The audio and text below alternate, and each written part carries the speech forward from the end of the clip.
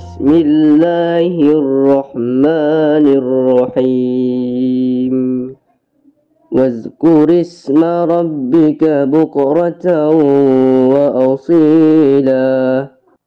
In the name of Allah, the Compassionate, the Merciful.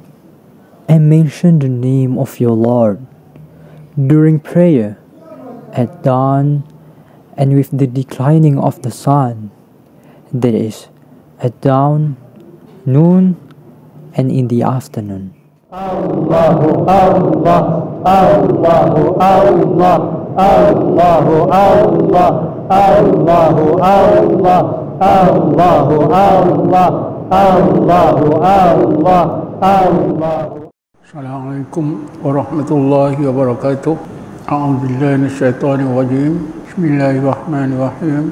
Alhamdulillahil qail wa basyiril ibad alladzina yastami'una al-qawla fayattabi'una ahsana. Ulaika alladzina hadahumullah wa ulaika hum ulul albab. Asyhadu an la ilaha illallah wahdahu la syarika lah wa asyhadu anna Muhammadan abduhu wa rasuluh. Allahumma shalli ala sayyidina Muhammadin nuril anwar wa ala alihi al-azhar wa asbil akhyar wa sallim tasliman katsira.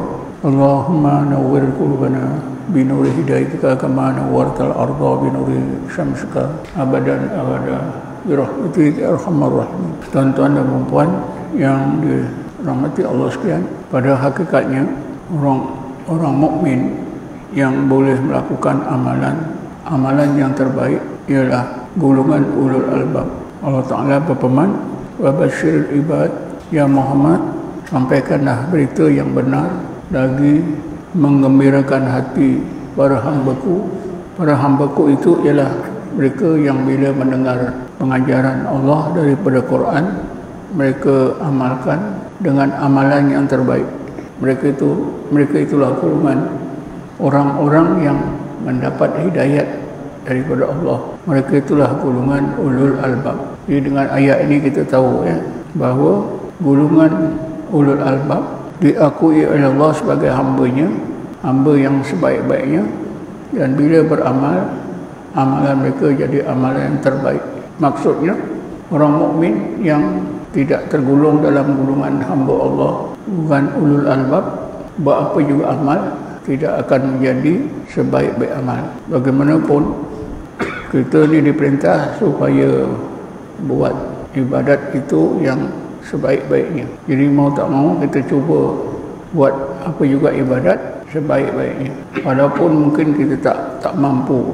Mengenai ibadat haji, saya telah mendengar satu syarahan, saya pun lupa siapa yang bersyarah, yang menjelaskan bahawa, saya lupa kerana dah lama, lebih 40 tahun dulu, yang menjelaskan bahawa Syekh Hasan Basri mengerjakan haji 3 kali. Beliau mengerjakan haji 3 kali bukan kerana sengaja nak kerjakan haji 3 kali atau untuk mendapat kelebihan 3 kali. Tidak. Beliau mengerjakan haji 3 kali kerana sebab-sebab yang tertentu, terutamanya dia fikir haji yang pertama tak sah, lalu buat haji yang kedua, lega sikit. Tapi lepas itu dia rasa haji yang kedua pun tak sah, lalu buatlah haji yang ketiga. Barulah beliau tentram. Kenapa berlaku begitu rupa pada Hasan Basri. Dan cerita yang saya dengar dari syarahan seorang ulama ini, saya cari dalam kitab, saya bertemu dalam kitab. Sebenarnya Hasan Basri bila dia mengerjakan haji kali pertama, ketika itu haji yang dibuatnya itu sesuailah dengan ilmu yang ada pada beliau. Bila balik itu dia rasa okey, dia simak-simak okey. Tapi tak lama kemudian dia belajar ilmu tasawuf, dia dapati haji yang dikerjakan kali yang pertama ikut pertimbangan ilmu dia pada masa itu, dia rasa-rasa hajinya tak sah. Itu sebab dia haji kali kedua. Bila balik haji kedua, dia timbang dengan ilmunya yang ada, dia kata okey. Tapi beliau belajar sampai satu ketika dengan ilmu yang dia pelajari ni, haji yang kedua pun tak sah pada pertimbangan dia. Lalu dia mengerjakan haji kali ketiga.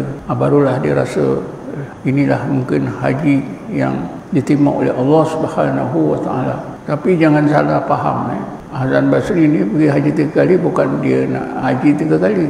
Macam orang kita lah, sebelum mati dia nak haji 40 kali. Hasan Basri bukan macam tu. Dia nak haji sekali je. Tinggal lagi yang sekali itu dia rasa tak sempurna. Haji kedua rasa tak sempurna. Haji ketiga barulah dia rasa lega. Hakikatnya Allah saja yang tahu. Tapi oleh kerana dia ada ilmu, ditimbanglah dengan ilmu yang dipahami. Jadi begitulah ya. Di dalam ilmu tasawuf itu memang ada ya, cara-cara menyempurnakan ibadat haji itu supaya hajinya itu benar-benar sempurna. Dan secara kebetulan bila kita belajar ilmu tarekat Naqsabandiyah, apa yang diamalkan dalam tarekat Naqsabandiyah ini memang boleh digunakan, sesuai digunakan dalam ibadat haji. Yang pertama ya, tentang adab dalam tarekat, adab dalam suluk, itu sangat menepati kehendak orang yang mengerjakan haji. Maknanya semua adab-adab dalam suluk ketika mengerjakan haji mesti dijaga.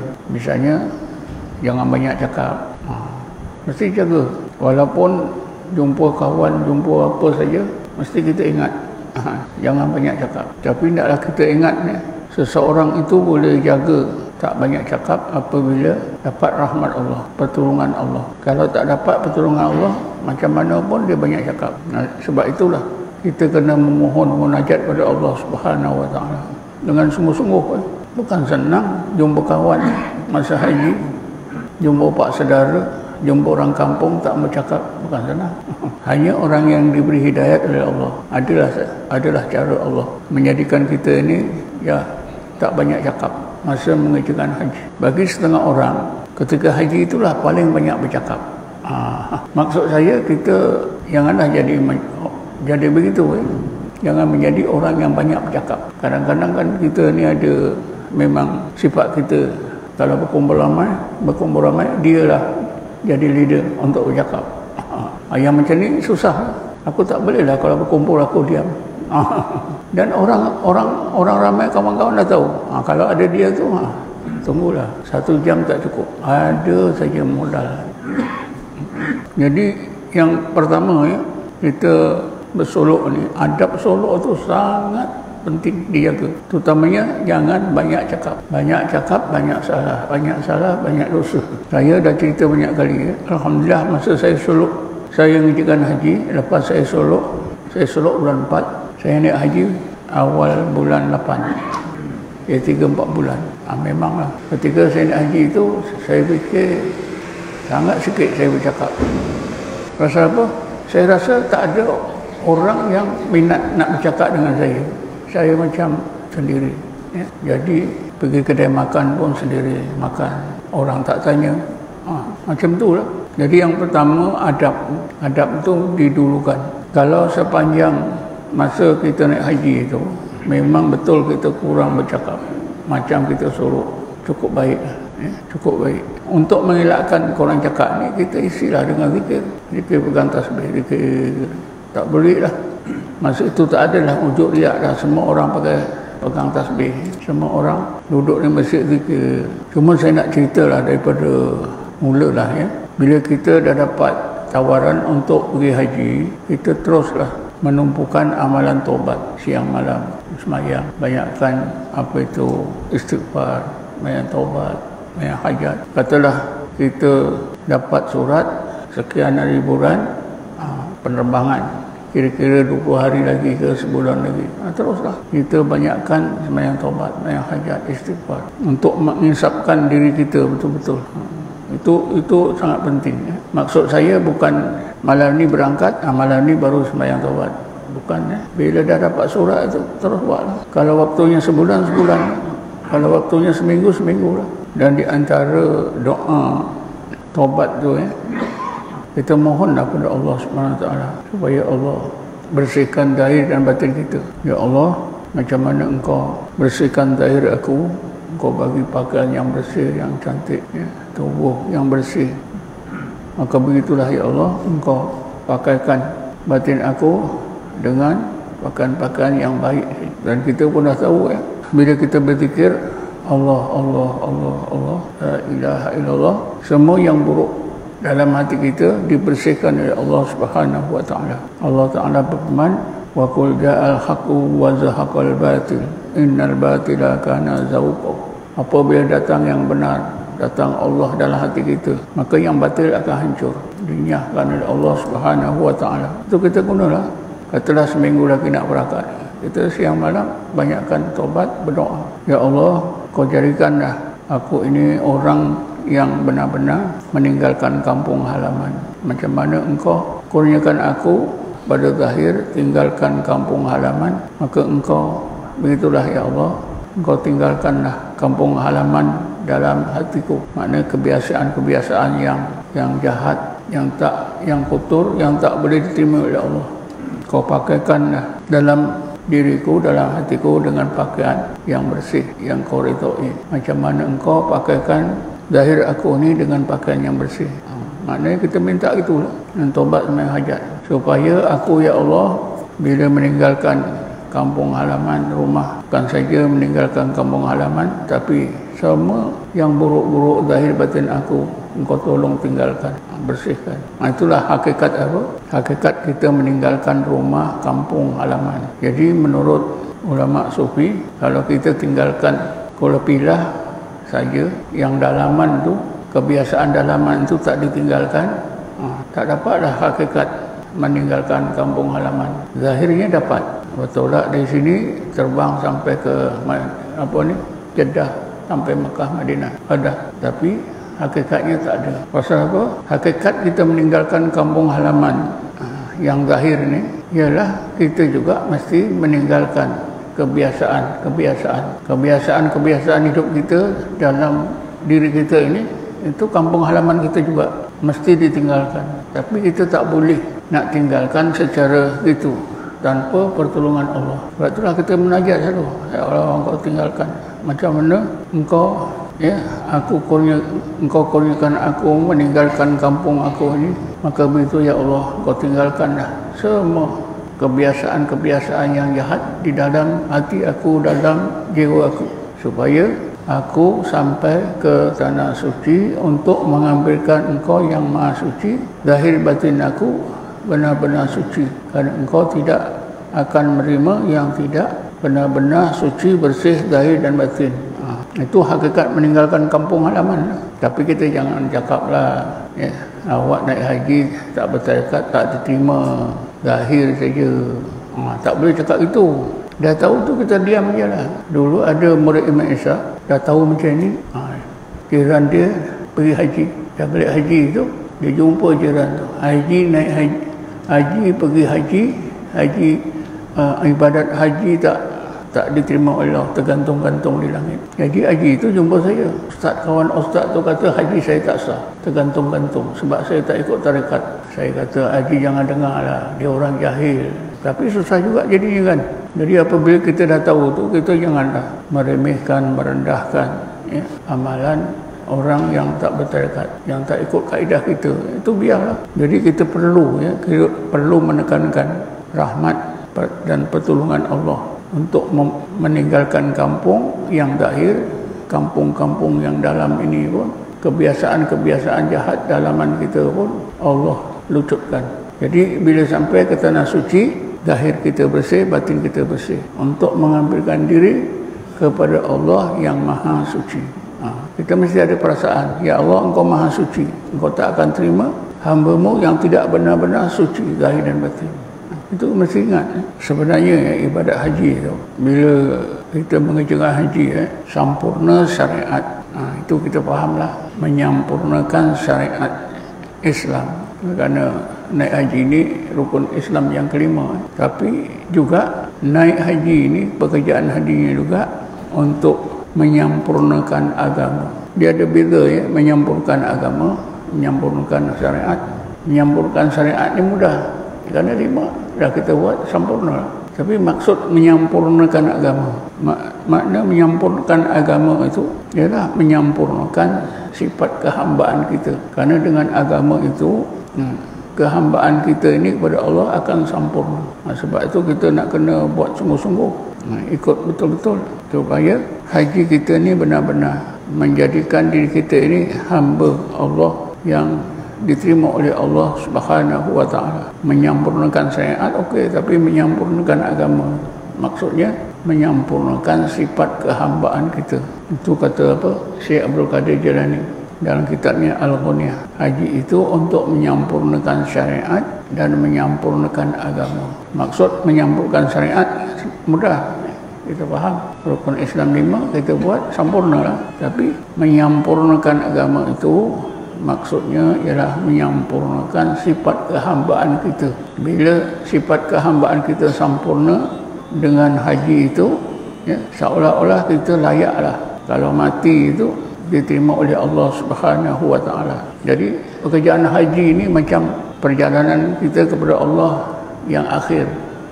Sebab itu rukun Islam yang kelima. Sebab itu ada orang yang mengerjakan haji, dia harap-harap masa haji ini nak mati, diterima sebagai hamba Allah terus mati. Sangat baik. Tapi kalau tak dapat mati, bukanlah rugi, bukanlah tak dapat, dapat juga. Itu terpulanglah pada niat seorang, anggapan seseorang, kehendak dan ilmu hidayat Allah Subhanahu wa taala. Ada orang harap-harap naik haji mati sana balik.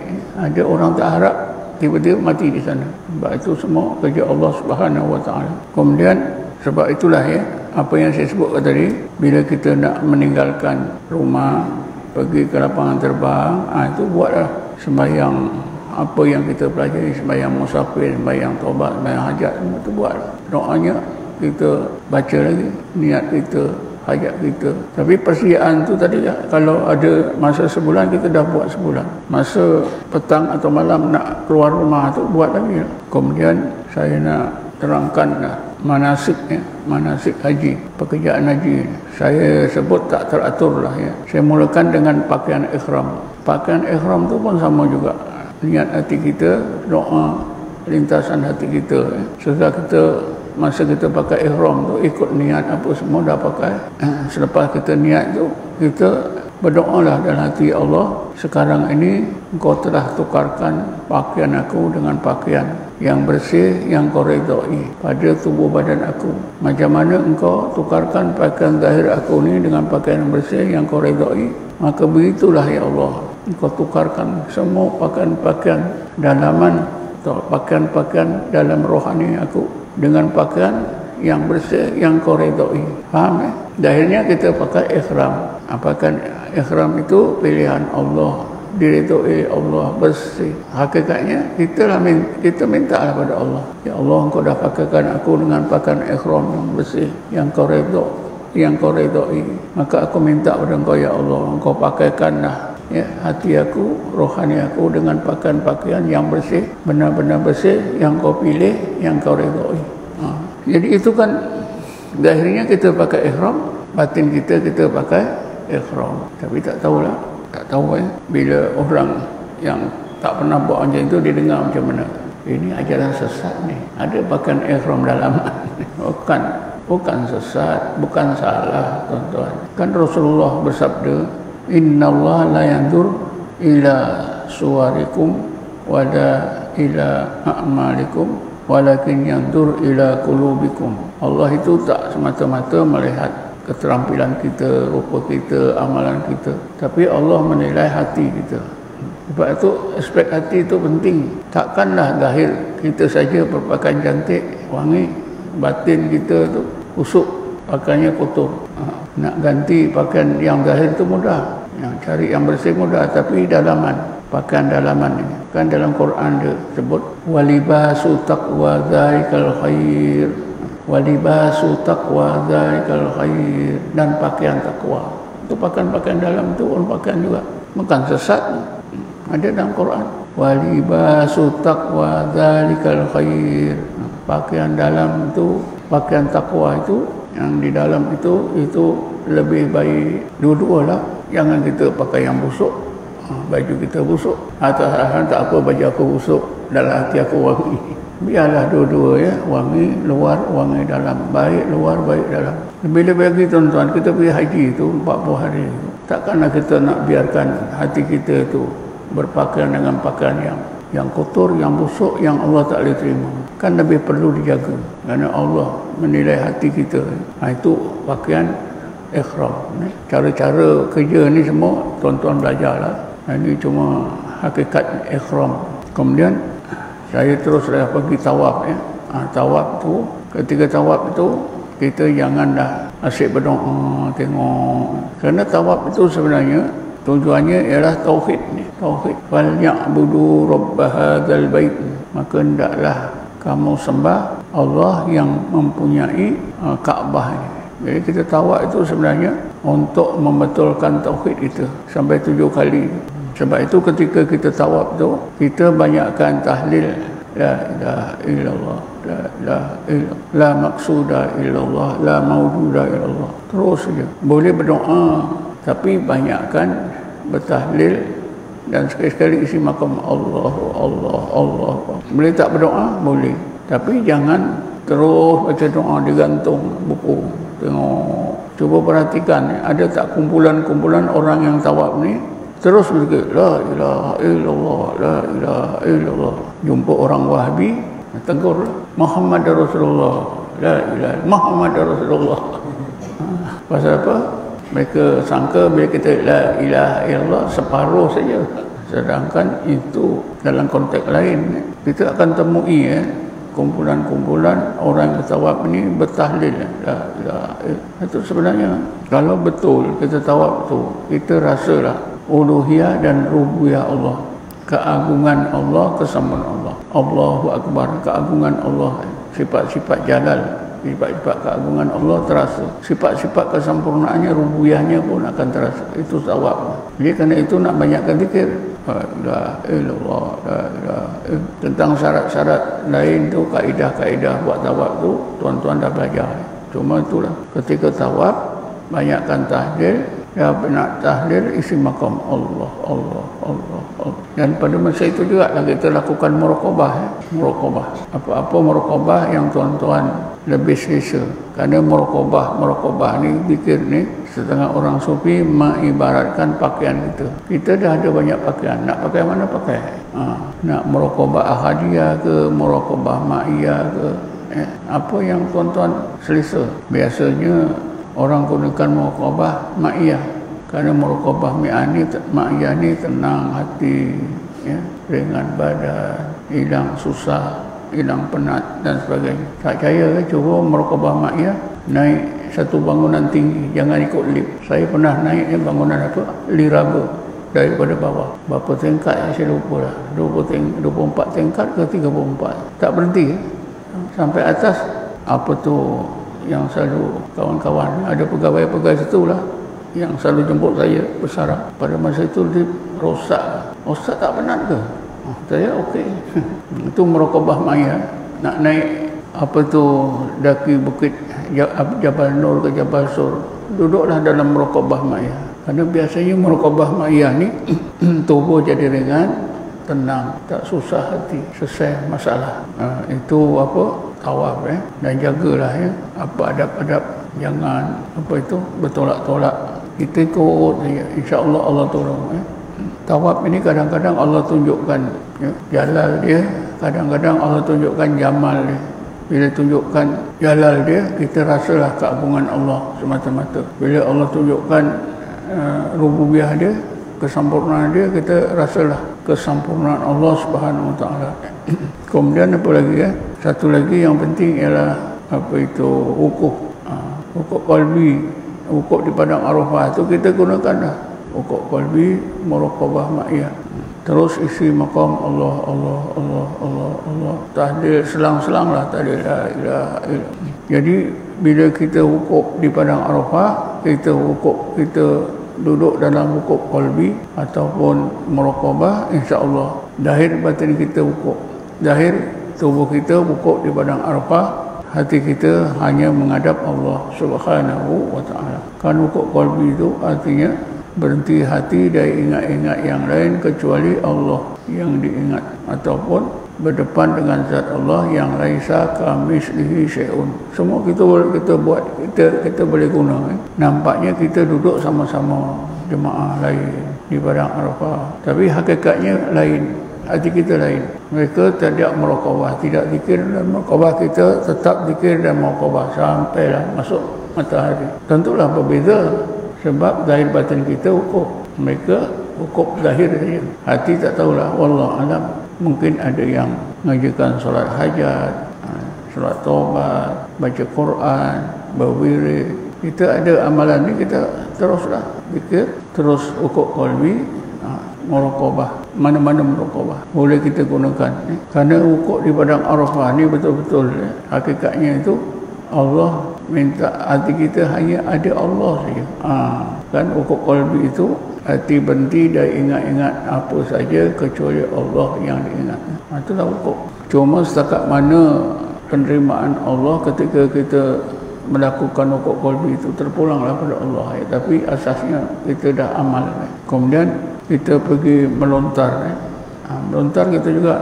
Melontar itulah sebenarnya kita minta pada Allah supaya Allah lontarkan, buangkan semua perkara-perkara yang buruk luar dan dalam diri kita. Kita melontar jumrah. Itulah kita minta pada Allah. Ada orang kata kita lempar setan, kerana dulu Nabi Ibrahim lempar setan. Jadi macam mana tu? Betul tak? Boleh tak?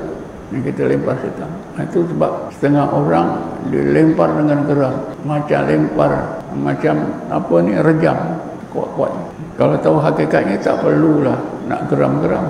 Tahu hakikatnya, ya Allah, engkau buangkan dah. Macam aku lempar ni batu ni ke jumrah, maka engkau lemparkan dah, bersihkan, buang semua sifat-sifat buruk. Mudah-mudahan dengan itu sifat-sifat buruk dalam diri kita ni Allah memang buang, tak ada. Bila balik haji bersih. Itu sebab haji mabrur itu tak ada balasannya kecuali surga semata-mata. Tentulah sebab semua bersih. Tapi kalau orang tak ikut tasawuf, tak belajar tasawuf, tak belajar tarekat, kan lontar saja. Kebanyakan tu maka faham lempar setan. Seperti Nabi Ibrahim lempar setan. Agak-agak setan yang Nabi Ibrahim lempar tu dah ada lagi tak? Kalau kita tanya, ada tak di situ? Kalau hukum dah tak ada dah. Kerana setan ni ada umurnya sampai umurnya mati juga. Takkan setan yang Nabi Allah Ibrahim lempar tu masih hidup lagi? Tak tahulah kalau itu iblis. Kalau iblis masih hidup. Kalau yang anak cucu iblis ni semua mati. Umurnya ada yang panjang daripada umur kita, ada yang lebih pendek umur kita. Siapa ngobat ketuk-ketuk tu tahulah. Bila kita ketuk seorang pesakit, kadang-kadang syaitan dalam tu kan, mati aku. Itu bukan sengaja kita sebut mati aku. Maknanya jin syaitan ni juga mati, ada umurnya. Kullu nafsin dha'iqatul maut. Seluruh pekerjaan tadi mesti kita jaga. Yang paling penting jaga adab dan bercakap. Apa lagi yang saya belum sebut? Sa'i. Sa'i itu pun buatlah tahlil la ilaha illallah, isi makam tahlil, isi makam tahlil, dua-dua sekali. Tapi ada soalan masa saya dulu buat tak kaifiat. Buatlah kaifiat. Berhenti dulu sebelum mulakan tu kita buat kaifiat. Dah kaifiat buat, barulah isi makam Allah berjalan. Agak-agak dah puas isi makam tahlil la ilaha illallah, buat kaifiat dulu. Itu sajalah saya fikir. Selain daripada itu seperti biasa kalau ada orang minta sedekah, jangan tak bagi. Walaupun 1 rial mesti bagi. Dan jangan banyak cakap. Bagi je. Kan ada setengah orang ini dia memang kaki penipu ni. Tak usah kita dah minta bagi. Tak usah kita selidik-selidik bagi. Memanglah ada sedikit-sedikit itu, tapi tak perlu kita nak. Kenapa? Kita sekali pergi haji tu kan, orang dah minta bagi. Kalau nak kata sedikit, main banyak, macam-macam sedikit. Penipuan, minta sedekah, macam-macam. Sedikit mencuri pun ada. Ada apa lagi Siapa nak tanya? Bercukur sama jugalah. Niatkanlah. Ya Allah, aku bercukur buang rambut ni, engkau bersihkanlah. Bersihkanlah zahir batin aku seperti aku bercukur. Tanggalkanlah perkara-perkara yang kau tidak redai daripada diri zahir batin aku, seperti aku gunting atau aku cukur rambut aku. Sama aja. Maknanya kita tumpukan pada itu pandangan kita pada batin selain daripada yang zahir. Bermalam. Sama je lah. Malam tu banyakkanlah tahlil, banyakkanlah wirid. Jangan banyak bual. Kita duduk pegang tasbih. Kalau pegang tasbih insya-Allah Tapi bual itu tak boleh nak elak lah, mesti bual. Maksud saya kurangkan, banyakkan tahlil. Dan kalau balik ke hotel, kita buatlah kita berzikir. Kalau ada kawan berapa orang, kita buat tawajuh. Macam kita pergi haji tahun 2010 tu, kita buat tawajuh. Bilik itu kita buka buat tawajuh. Ada satu rumah berapa 3 bilik itu kita buka jadi tawajuh. Sebab ramai yang pergi haji ada 98 orang satu orang. Maknanya zikir itu kita teruslah zikir sepanjang kat sana, banyakkan zikir. Satu lagi tu pergi ke masjid. Jangan tak pergi masjid, pergilah masjid. Cuma masalah boleh tak kita berimam dengan orang Wahabi. Itu selalu timbul bagi saya dan ustaz-ustaz lain yang anti Wahabi ni. Kalau kita sembahyang jadi makmum di belakang imam Wahabi, kita rasa okey, buatlah. Kalau kita rasa tak okey, jangan. Gantung pada individu. Apa yang mendorongkan kita begitu? Pertama sekali, mereka menganggap kita ini kafir. Sebab apa? Kita menggunakan doa tawassul. Siapa bertawassul kafir. Siapa ziarah kubur kafir. Jadi betul-betul mereka ni memang susah kita nak terima.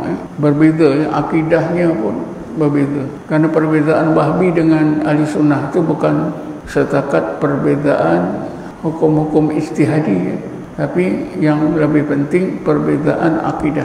Katalah mereka iktikadkan Allah itu memang berada di aras dengan dalil Ar-Rahmanu ala ars istawa, summa stawa ala ars.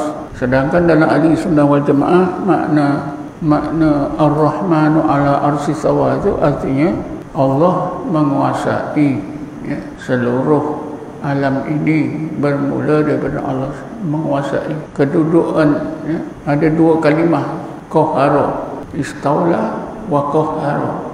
Qahara itu menguasai sepenuhnya seluruh alam semesta yang dijadikan. Tuan-tuan mungkin dengar pengumuman yang dibuat oleh Dr. Ramli tu, Dr. bin Ramli Ruzaimi. Saya dengar banyak kali. Tiap-tiap yang hidup itu berjisim. Allah hidup, takkan tak berjisim. Kan diulas oleh ramai orang. Dia mengiktikadkan Allah itu berjisim. Dalam akidah Ahli Sunnah wal Jamaah, Allah tidak berjisim. Kalau berjisim, dia macam makhluk. Cuba tengok dalam YouTube, tulis nama dia Allah berjisim. Itu yang terbaru. Agak saya dah akhir tahun lepas. Banyak ulama ulas. Bila Allah itu ahad, dia tidak berjisim. Kalau jisim ni dia akan boleh dibelah, ada yang boleh dibagi. Allah bertangan, yadullah fawqa aydihim, Allah bermata. Dalam akidah sunnah ahli sunnah, yang melihat tu zatnya, bukan dengan mata. Yang berkuasa itu zatnya. Habis kalau Allah tu di aras, macam mana disebut wa huwa ma'akum aynama kuntum? Allah itu serta kamu dimanapun kamu berada. Kita melihat dengan Allah, kita mendengar dengan Allah, kita bergerak diam dengan Allah. Kalau Allah di langit, di aras macam mana? Jauh. Tapi jangan terkeliru bila kita kata melihat dengan Allah, bergerak dengan Allah, diam dengan Allah, bercakap dengan Allah, mendengar dengan Allah. Bukan Allah ada dalam diri kita. Kita pegang asasnya Allah tidak bertempat.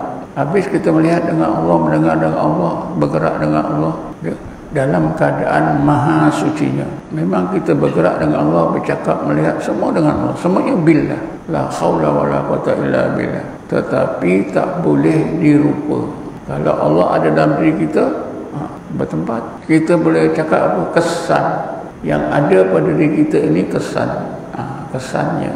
Sebab itu Allah tidak bertempat. Yang tak bertempat tentu lebih dekat daripada yang bertempat. Susahlah tuan-tuan. Saya takut tuan-tuan tak faham. Yang tak bertempat lebih dekat daripada yang bertempat. Sebab itulah nahnu aqrabu ilaihi min hablil warid. Allah lebih dekat daripada kita sendiri. Sebab Allah tidak bertempat, kita bertempat. Tentu yang tak bertempat lebih dekat. Macam kita muraqabah ma'iyah. Kita tak bolehlah rasa Allah ada dalam diri kita. Allah serta kita dalam keadaan maha sucinya. Kita tak boleh rasa Allah dalam diri kita, sebelah kita, tak boleh. Sebab Allah yang tak bertempat, tentulah dia berserta dengan yang bertempat, tapi dalam keadaan sucinya. Ini kita kena balik semula belajar dalam Quran, wa huwa ma'akum aina ma kuntum. Dalam hadis, Allah itu sendiri, tak ada sesuatu serta dengannya. Berlawanan, macam berlawanan tapi tak berlawanan. Dalam Quran, Allah itu serta kamu di mana-mana pun kamu berada. Dalam hadis, Allah itu sendiri, tak ada sesuatu yang serta dengannya. La syai'a ma'ahu, tak ada sesuatu serta Allah, tidak berlawanan. Itu nak faham dengan pahaman yang betul. Ada siapa nak tanya lagi?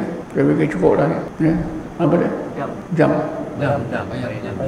Oh, bayar dam tu ikutlah sana. Kita tahu akan diberitahu dam bayar. Ada dia punya pegawai kan. Kita bagi ini dam tak ada masalah sangat ni. Ya? Cium hajar aswad ni. Kalau ada peluang buatlah. Kan Sayyidina Umar kata, kalau tak Rasulullah cium, aku tak mau cium pun. Aku cium tu kan Rasulullah cium. Jadi kita ikut sunnah cium. Tapi kalau tak dapat, tak apa. Ya, tak dapat tak apa. Ada satu kadang-kadang usaha kita nak cium hajar aswad tu, kadang-kadang syaitan ambil peluang. Ada seorang ibu ni sakit bertahun-tahun, kena sihir. Dia berobat, kali yang terakhir dia nazar, kalau aku sembuh daripada penyakit aku ini, aku nak pergi umrah. Dengan takdir Allah, dia berobat, kali akhir itu sembuh, dia pergi umrah. Bila dia pergi umrah, ketika tawaf itu dia rasa nak cium hajar aswad. Cuba sekali tak dapat, cuba lagi tak dapat. Tiba-tiba percubaan dia kali yang ini berjaya, dapat cium betul hajar aswad. Tapi dia dapat itu dengan pertolongan orang. Bila dia sampai ke sudut itu, tiba-tiba dia nampak jalan tepi itu, Kaabah itu tak ada orang. Di tepi hajar aswad itu ada seorang besar lambai-lambai. Seolah-olah orang itu tolong makcik ini sampai hajar aswad dapat cium. Bila makcik ini masuk ke bilik dia, orang lain tak ada lagi, dia seorang. Orang yang menolong dia ni datang. Saya lah yang menolong awak tadi, dapat cium hajar aswad. Saya ni wali Allah. Orang mengaku wali Allah ni hilang. Bila balik ke Malaysia, yang mengaku wali Allah ni datang lagi ke makcik ni. Akulah orang yang menolong awak masa awak nak cium hajar aswad sehingga awak berjaya. Aku ni wali Allah. Aku kesian awak. Awak susah hidup bertahun-tahun. Sekarang ini aku nak bantu awak supaya awak senang. Awak jadi tukang ubat orang. Kata makcik ni, aku tak tahu. Tak apa, nanti aku ajar. Orang ini cakap bahasa Melayu pun sikit sangat. Macam dia orang Arab, bangsa Arab. Akhirnya makcik ni carilah penterjemah. Ustaz, seorang ustaz yang main bahasa Arab jadi penterjemah. Tak lama kemudian makcik ni jadi tukang ubat yang terkenal. Tapi dalam keadaan itu dia takut. Betul ke ni? Datang ke menara, dia ceritakan cerita dia ni. Betul ke Ustaz? Ini cara ini tak betul ni. Ini biasanya syaitan ni menipu, mengaku wali. Tak ada wali yang sanggup mengaku dirinya wali. Kalau seorang itu mengaku wali, itu syaitan. Tapi makcik tu balik, dia janji nak datang lagi, tak datang sampai sekarang. Dia duduk dekat gombak mana saya pun tak tahu lah. Batu berapa. Ini kejadian betul. Sebab itu kita mintalah perlindungan Allah. Jangan jadi macam itu. Ada berlaku macam-macam. Ada seorang makcik, bila sampai Mekah aja, dia pingsan, tak sedar. Suaminya tahu penyakit dia. Jadi orang ramai nak hantar ke hospital, suaminya tak bagi. Tak apa. Dia ni memang macam ni. Nanti dia baik sendiri. Makcik itu pingsan tu, tak makan, tak minum dalam 2 hari 2 malam. Tapi lepas tu elok betul, macam kata suaminya. Makcik itu cerita dengan saya. Dia kata, Ustaz, saya bukan pingsan. Masa itu saya diajak orang pergi satu kampung. Kampung jin agaknya. Diajak pergi satu kampung.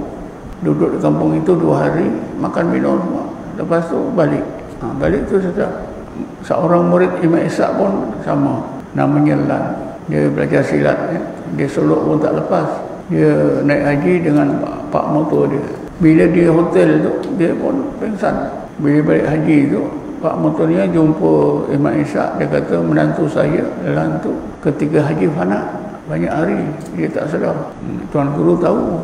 Lan ini pun dia cerita pada saya, dia bukan fana. Dia diajak oleh sekumpulan jin pergi ke kampung jin. 2-3 hari lepas tu hantar balik, dia sedar. Kejadian macam ni memang berlaku di Mekah ya. Ketika haji, ketika umrah. Itu kerja-kerja jin dah. Saya ada kawan seorang pesara UKM dah meninggal dah. Orang faham. Dr. Saudi, nama dia Dr. Saudi. Ayah dia dulu memang belajar di Mekah Madinah.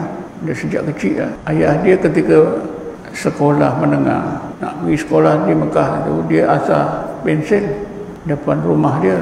Tiba-tiba ada anak ular lalu. Dia pun potong anak ular tu, mati. Oh, mati anak ular tu. Bila dia pergi sekolah, tengah jalan, polis tangkap dia. Polis ni tuduh, engkau pagi tadi telah bunuh seorang budak. Tak ada. Ular adalah, budak tak ada. Terus polis ini bawa ayah Dr. Saudi ini ke mahkamah. Mahkamah betul. Dituduh membunuh seorang budak. Kata ayah Dr. Saudi ini, aku tak bunuh budak, aku bunuh ular, lalu depan aku potong tu. Hakim tu tanya, apa mazhab awak? Saya bermazhab Syafi'i. Hakim tu alim. Kalau mazhab Syafi'i tak salah. Sebab dalam mazhab Syafi'i membunuh ular sunat. Yang dibunuh tu anak jin. Itu Dr. Saudi itu dia cakap betul. Ayah dia. Maknanya Mekah ni memang banyak jin berkeliaran. Dia tak tahulah. Itu nak kena awas jugalah. Tapi kalau kita zikir betul-betul, insya-Allah kita selamat. Itu yang kita tahu ya. Yang kita tak tahu cerita pelik-pelik. Kan dulu berlaku apa nama? Khurafat itu kan kat situ juga. Cerita khurafat. Orang yang benar khurafat itu dia bawa jin berbulan-bulan. Bila balik kat kampung dia cerita lah. Itu timbul cerita khurafat. Cukup ya? Ada apa lagi? Kalau anda ziarah ke Madinah, ziarah kubur Nabi lah. Kita bagi salam, kalau boleh kita tahlil. Tak dapat dekat, jauh pun tak apa. Dia jauh, sini sana pun. Niat kita betul, insya-Allah sampai tahlil lah untuk Nabi. Bagi salam, assalamualaikum ya Rasulullah, minni wa min ummatikum. Kalau kita baca Fatihah, kita tahlil, boleh. Dulu saya buat macam tu lah. Tapi kalau boleh dekat, tak boleh tak apa. Tapi kaedah yang ditunjuk oleh orang-orang alim, kita mesti, kalau boleh kita menghadap dia lah, bukan menghadap kiblat. Menghadap dia. Kalau menghadap dia tak menghadap kiblat kan. Kalau dia begitu, kita menghadap itu muka dia. Cukuplah ya. Mudah-mudahan siapa pergi haji dapatlah mengamalkan. Tadi tentang sembahyang di belakang Imam Wahbi tadi ya. Itu pun satu masalah. Saya amalkan macam mana? Imam takbir Allahu Akbar, kita kat barisan dah. Allahu Akbar. Tapi kita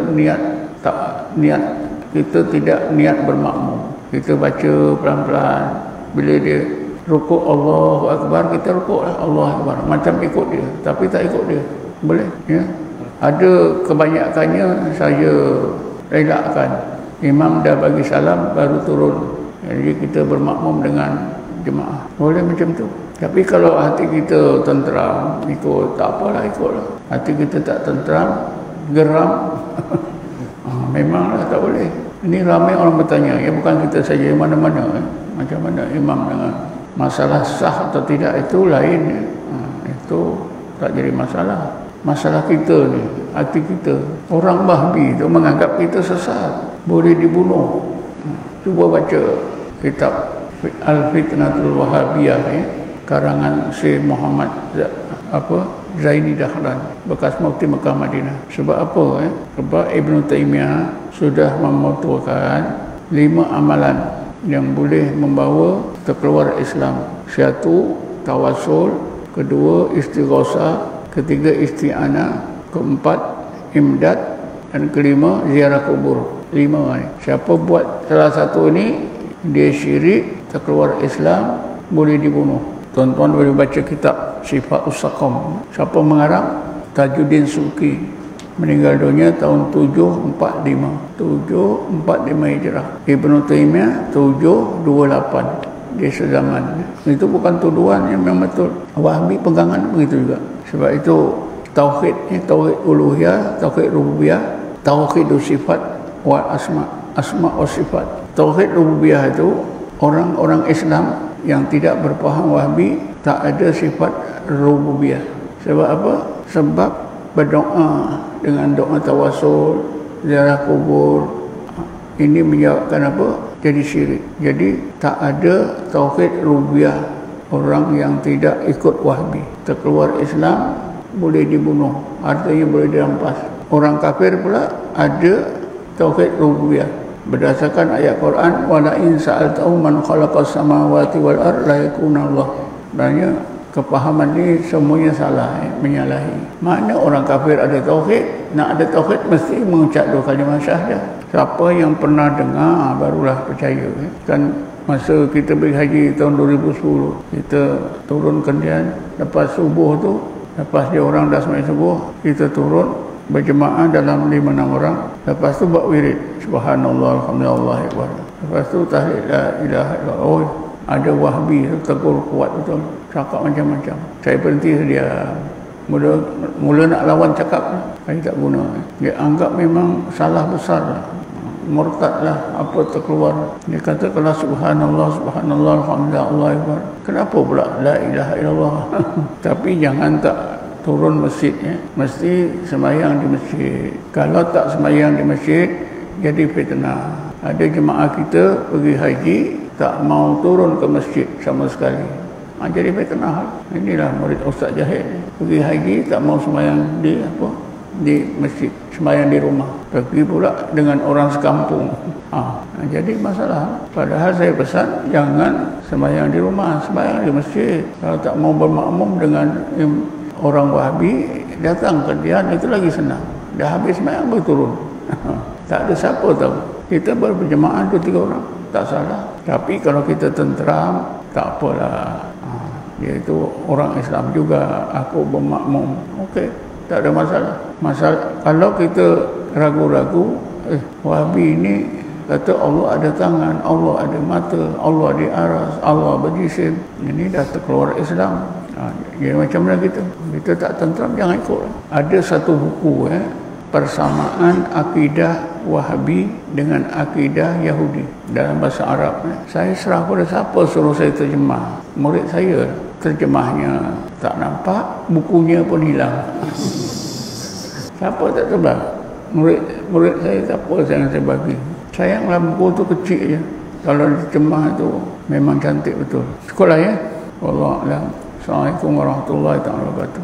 A'udzubillahi minasyaitonir rajim. Bismillahirrahmanirrahim. Wassalatu wassalamu ala asyrafil anbiya'i wal mursalin sayyidina Muhammadin wa ala alihi washabihi ajma'in. Allahumma ighfir lana warhamna wa li abaina wa li ummahatina wa li ikhwanina wa li mu'allimina wa masyayikhina wa li dhabil huquqil wajibin alaina ولجميع المسلمين والمسلمات والمؤمنين والمؤمنات برحمتك يا ارحم الراحمين. اللهم انا نستغفرك ونستودعك ادياننا وايماننا وانفسنا واهلنا واولادنا واموالنا وبيوتنا وكل شيء اعطيتنا يا رب العالمين وجعلنا وإياهم في كنفك وامانك وجوارك وعنايتك من كل شيطان مريض جبار عنيد وذي عين وذي بك والشهيد إنك على كل شيء قدير. وتب علينا بالعافية والسلام والصحة وعلى عبيدك في بحرك وبرك جوك من أمة محمد أجمعين. الله جعلنا من شر ما قضيت والسالمين وجعلنا من شر ما الله جعلنا من شر ما قضيت والسالمين. ربنا آتنا في الدنيا حسنة وفي الآخرة حسنة وقنا عذاب النار. والحمد لله رب العالمين. تقبل الله منكم. قال يا نبي سلام عليك يا رسول سلام عليك يا حبيب